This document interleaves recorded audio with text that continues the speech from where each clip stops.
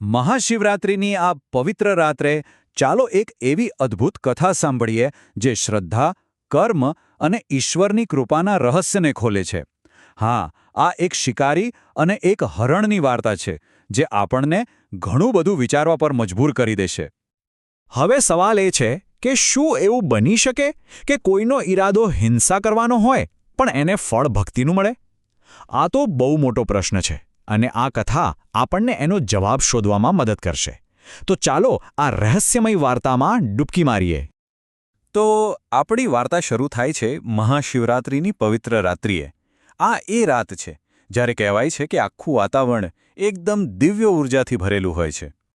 અને આ જ પવિત્ર રાત્રે એક શિકારી જંગલમાં જાય છે. એનું લક્ષ્ય બહુ સીધું હતું, પોતાના પરિવાર માટે ભોજનની વ્યવસ્થા કરવી. પણ એને ક્યાં ખબર હતી કે આ રાત એની આખી જિંદગી બદલી નાખવાની હતી. અચાનક એની નજર એક હરણ પર પડે છે. શિકાર કરવા માટે એક સારી જગ્યા શોધતા શોધતા તે એક બીલીના ઝાડ પર ચડી જાય છે. અને આ એ જ પવિત્ર વૃક્ષ છે જેના પાન ભગવાન શિવને ખૂબ જ પ્રિય છે. બસ અહીંથી જ આખી વાર્તા એક અણધાર્યો વળાંક લે છે. અને હવે શરૂ થાય છે વાર્તાનો સૌથી રસપ્રદ ભાગ. શિકારીએ જે કર્યું અને એનું જે પરિણામ આવ્યું એની તો કોઈએ કલ્પના પણ ન કરી હોય. અહીંયા જુઓ, ઈરાદો શું હતો અને પરિણામ શું આવ્યું એમાં જમીન આસમાનનો ફરક છે. શિકારીનો ઈરાદો તો શિકાર માટે જાગતા રહેવાનો હતો, પણ અજાણતા જ એ શિવરાત્રિનું જાગરણ કરી રહ્યો હતો. એ તો કંટાળીને સમય પસાર કરવા પાંદડા તોડીને નીચે ફેંકી રહ્યો હતો, પણ એ પાંદડા સીધા નીચે રહેલા શિવલિંગ પર ચડી રહ્યા હતા. તો જુઓ કેવી રીતે અજાણતા જ શિવરાત્રિની સંપૂર્ણ પૂજા થઈ ગઈ.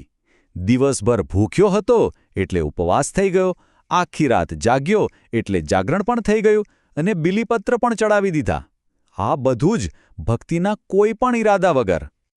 તો આખી રાતની આ અજાણ પૂજાનું પરિણામ શું આવ્યું? જેવું સવાર થયું, એક ચમત્કાર થયો. સવારનું પહેલું કિરણ ધરતી પર પડ્યું અને શિકારીની સામે સાક્ષાત ભગવાન શિવ પ્રગટ થયા. જરા વિચારો એ દૃશ્ય. એ શિકારી જે ફક્ત એક સામાન્ય લક્ષ્ય સાથે આવ્યો હતો, એની સામે બ્રહ્માંડની સર્વોચ્ચ શક્તિ ઊભી હતી. અને નવાઈની વાત તો એ હતી કે ભગવાન શિવે શિકારીનો હિંસક ઈરાદો ન જોયો. એમણે તો એની ક્રિયાઓ પાછળની નિર્દોષતા જોઈ. એની અજાણતા થયેલી ભક્તિએ ભગવાનનું હૃદય જીતી લીધું હતું. અને પરિણામ? ભગવાન શિવે એ શિકારીને એના તમામ પાપોમાંથી મુક્ત કરી દીધો અને એને મોક્ષનું વરદાન આપ્યું. જે રાત હિંસાથી શરૂ થઈ હતી એનો અંત મુક્તિ સાથે થયો. તો આ અદ્ભુત કથામાંથી આપણને શીખવા શું મળે છે? આ વાર્તાનો સાર શું છે?